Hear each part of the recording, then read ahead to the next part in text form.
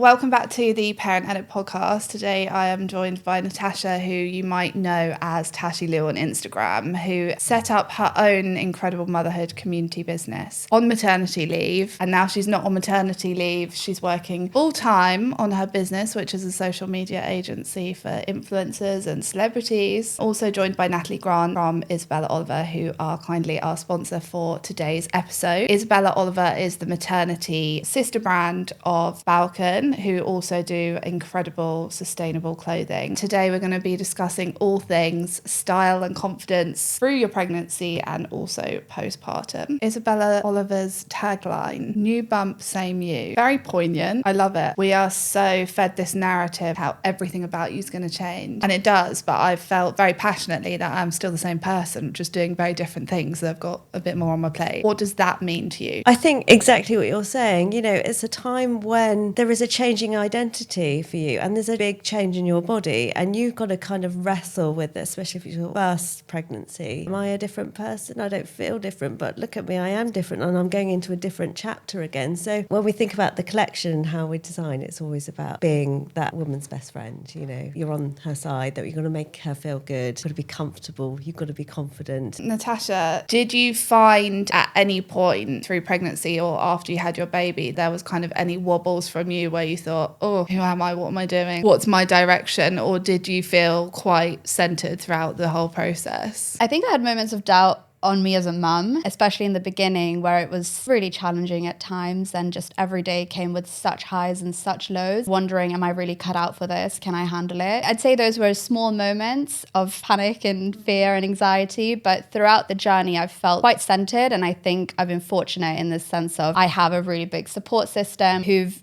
always kept me grounded in what's important. I think you can see in my content sometimes it's extremely optimistic and I'm excited to go travel the world, and at other times I'm doubting what's the prospect of my career now and what does that look like. And I think that's just the thing about motherhood, is it's always a contradiction, it's always highs and lows. Being at peace with that, I guess, is kind of what's helped me stay centered and stay grounded. You've shared a lot of your pregnancy journey on socials. Body confidence wise, did you have any moments, oh, what the hell is going on here? Of course, I mean, there's pretty much no part of your body that doesn't change with pregnancy and postpartum. So I think any woman can probably resonate with looking in the mirror and just thinking, God, who's that? And I remember even in my late 30 weeks looking at my shadow on the ground and thinking, why does my shadow look different? Not just, the mirror. I don't think that my confidence really faltered as much with the body changes. It was more just, okay, how do I adjust and adapt to this? And so during pregnancy, it was just like, how can I be as comfortable as possible? And then in postpartum, for a long time, I kept jeans thinking, okay, well, soon I'll fit into them. And at some point, and I think it took me a year, enough is enough. I'm just going to go out and buy new trousers and just keep trying on different sizes until I know what fits me. And the number really doesn't matter. I feel so much better for it. I have clothes that fit me. Parts I still struggle with. What's helped is placing more of my self-worth and value on my personality, my career, what I am like as a mum, as a friend, to feel confident in myself. I have found it was and has been hard this time as well in pregnancy. A, spend money on myself since becoming a mum, but B, can't fathom buying something that I might not like in a few months. And I make much more considered purchases. I think you're speaking for a lot of women actually now. We are thinking more in a considered way about our purchases. You don't need that much. And if you choose well, they're actually going to serve you for a long time. This design in particular, I have in navy. I wore this postpartum when I wasn't breastfeeding anymore. And then I wore it, it still fits me now and I'm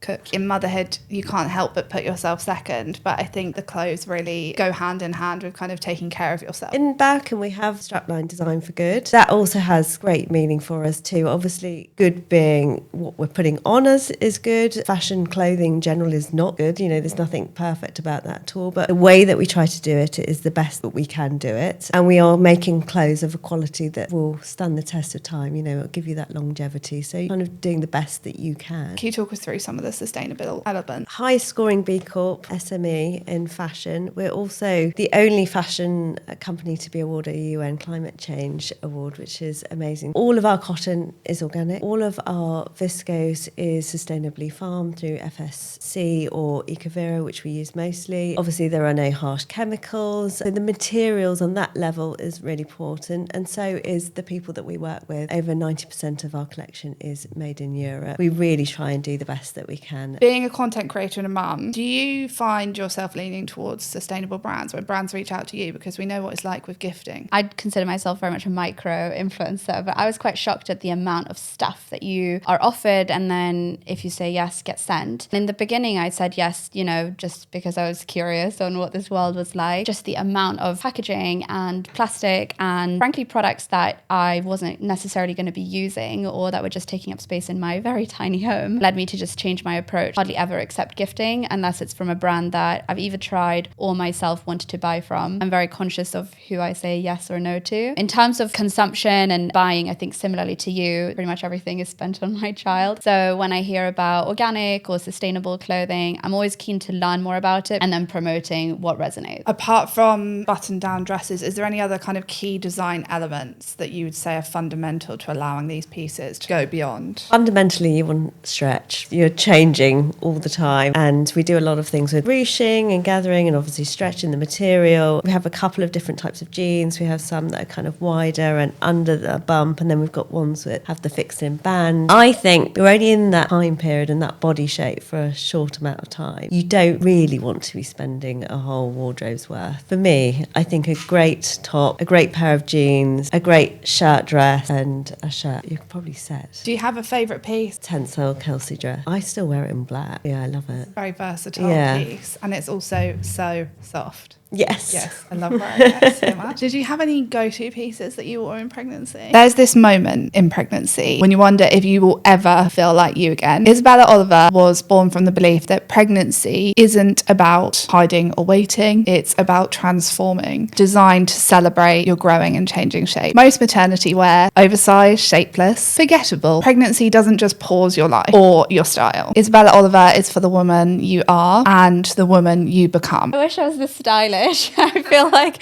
I just lived in yoga pants and my husband's t-shirt. I really just went with comfort and fit. When I did go to the office, I would wear tight-fitted dresses, but like stretchy ones to your point, just because I liked showing my bump. I didn't want to feel I looked lumpy sort of hidden under a dress. I leaned towards the stretchy, tight-fitted dresses, and I love those, and I really miss my bump. It's nice to celebrate that big bump stage, though, isn't it? We have touched on this a bit, your relationship with your body postpartum, but has it changed at all? I think I just have a profound respect for my body and seeing what it was capable of through pregnancy, through growing my child, feeding my child, just everything it's given. Something I struggle with is, for me, the bare minimum now is just my child is fed and healthy and doing well. And then as long as I'm just functioning enough to do that, it's good enough. And that's something I'm trying to work on more is, finding time to exercise and to eat well myself and to hydrate, because those things just slip off because I just care about her being fed and hydrated and doing well. And that already is a full-time job in itself. So remembering myself and my body, I'm just now starting to think about it, to be honest. I remember even when I was still exclusively breastfeeding, I would sometimes forget to eat for 6 hours and I'd be like, where is the milk coming from? Because I'm not putting anything in. It's so funny that your whole being and your whole thinking at that time is, are they sleeping? Are they eating? You're just in that cycle. Then you forget that's actually what you need. And it certainly doesn't help with your own recovery and hormone. I mean, obviously your hormones are up, but so anything you can do to help them in that phase, quite frankly. So I'm sure a nutritionist would tell me that eating regularly is probably the best thing you could do to support your hormones. Postpartum and fourth trimester, often overlooked in fashion, Natalie. How do they design for this transition? At what point do you think it becomes more of a Balkan purchase than an Isabella Oliver? I think it really depends on the individual and what your body's going through and what you need. But also, there also becomes a point where you get sick of putting those leggings back on. It's part of your, again, next transition into your new self.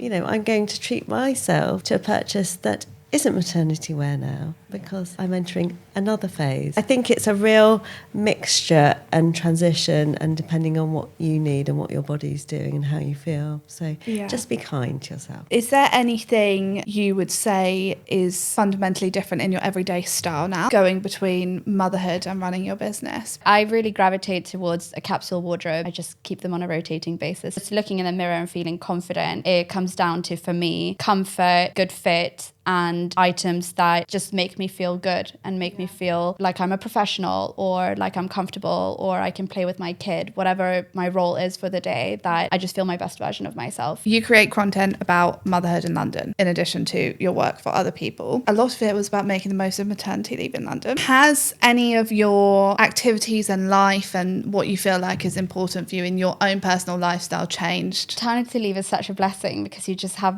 unlimited time with your child and the day is yours to do what you will with. Some days are hard, but overall it's amazing and it's such a privilege to have. During maternity leave, my priority was really to make the most of the city because I'm not from here. I've lived in London for 5 years, and in all that time before having a child, I hardly went to art galleries or museums. I just never made or had the time for it with work. And now that I'm working and she's in childcare, it's such few hours together. Naturally, having a baby has brought in a whole new priority to my life that didn't exist before. I think the shift is that I'm so much more cutthroat with my prioritization. A list of 5 things I might have made time for before a baby, now 3 of those make the cut and the other 2 simply fall off. I used to give 100% to my friends. I think I can give them about 70% right now. I think that's just a phase of life. People are understanding and I'll be there for them when they go through it. But that's probably been the biggest shift for me, is just the time I have that I can allocate is different, but it's to the things that felt important to me before a child as well. I actually found it really liberating, that ability to be so cutthroat with my time and structured with it. As someone who always thought they were the opposite of type A, late to this and late to that, and always tried to take on too much, and I just don't feel like I could ever organise my brain. Then I became a mum. The clouds part, after like the kind of the hormones. Now I achieve 10 times more than I ever did, and I've got half the amount of time, if that. I think you also just become so much less afraid of taking risks. The fear of failure doesn't feel anything compared to everything that you have gone through or given your child, and the ability to take risks, the ability to put yourself out there. I just care so much less now than I did before of failure, what other people think, all of those things, which has, to your point, been really liberating. Well, you don't have time to care. Yeah. But also I found from like a personal element, I'm so fulfilled in my personal life. I feel like nothing can top being a mum, and at the end of the day I'll always come home to someone who like loves me unconditionally and endlessly, and it's very fulfilling, and therefore I think allows the other things to just mean so much less in a good way. Any advice you'd give yourself before having a baby? Examine your own confidence of who you are now. Pregnancy or a child won't give you something you didn't have before. I think the foundation of who you are and the confidence that you have will carry you through your pregnancy, and just setting yourself up for that. Building your support system, whether that come from your partner, your family, friends, whoever you have in your life, is really important. Is what's given me all of my confidence, is just the encouragement that I get from those people. Take it as it comes. It's challenging for everyone, and it's really just a job that you have to learn by doing. And as much advice as people give you, or as many books as you read, nothing can prepare you, but in the best way, and that you will discover parts of yourself you didn't know you had. That in itself will also give you a whole newfound confidence. Yeah, for sure. You're going to overcome huge battles you didn't think in that time you'd be able to. And it is really quite nice when you get to an end of the day and you're like, wow, I handled that well. What role does community play in feeling confident in this change in your life? Some people is obviously larger than others, the change, but there was obviously a reason why you started the community group. I just found that having people who are going through the same thing as you at the same time is so valuable. I mean, I had friends who had kids many years before, but they couldn't relate to my struggles of latching when I was going through it in that moment. They couldn't relate to my struggles of should I sleep train or should I not when I was going through it. They could advise me from what they had experienced 2 years ago, but even for them that felt so distant when they talked about it. And even now when I have friends who are just starting to go through their journey, I'm like, I can't remember, was that week 5 or 15? Aren't they kind of the same thing? Yeah. And so this micro community of women who are going through exactly the same thing at the same time, grappling with the same emotions, the same ups, the same downs, and being able to talk about it without judgment. They just are also trying to figure it out at the same time. Gave me so much. This community just came out of, started posting on Instagram, women were resonating with what I said, and they were asking for ways to connect with other women who did as well. It started from there. It became a big group chat, and now we do events and have discounts and expert advice, but mostly it's a mum-to-mum sharing space. Natalie, give me 3 wardrobe essentials every pregnant woman should invest in. Depends what you like to wear. wear, but I'm going to say a good tee, a good dress, and a good pair of jeans. In terms of Isabella Oliver, obviously being a very sustainable business, there's not lots of launches all year round. But what's kind of on the horizon or launching that people can look forward to seeing? We launched our wide leg jeans last year, which were the kind of lower rise under the bump, kind of looser fit jeans for us. And we're going to launch them in barrel leg, which I live in a barrel leg now. So I'm excited about that. And then we've just got like a new print on our Kelsey. It's an evolution with Isabella Oliver. It's often just a new customer continuously. Probably only buy your first purchases once, and then once you've had them and you have another child, you might go back to hopefully the same pair of jeans and top that you wore last time. We don't change it. And actually, Oliver of Isabella Oliver, Balkin's son, is now 21 or 2. Tells you how long the brand's been going. And the same pieces of the fitted black jersey dress that she launched with are still our best sellers today. You know, it's so timeless. They are the kind of pieces that you just go back to, like classic cuts, classic silhouette, in a really high quality material that will just make pregnant women feel slightly better about themselves. Natasha, where can everyone find you if they want to follow along or join the community chat? They can find me on Instagram or TikTok at Tashilu. They're linked with my Instagram and it's called Second Mums of the Friend Group. I can't wait to see where it goes for you, and thank you both so much for joining me today and deep diving into all things motherhood, style and confidence through pregnancy and postpartum.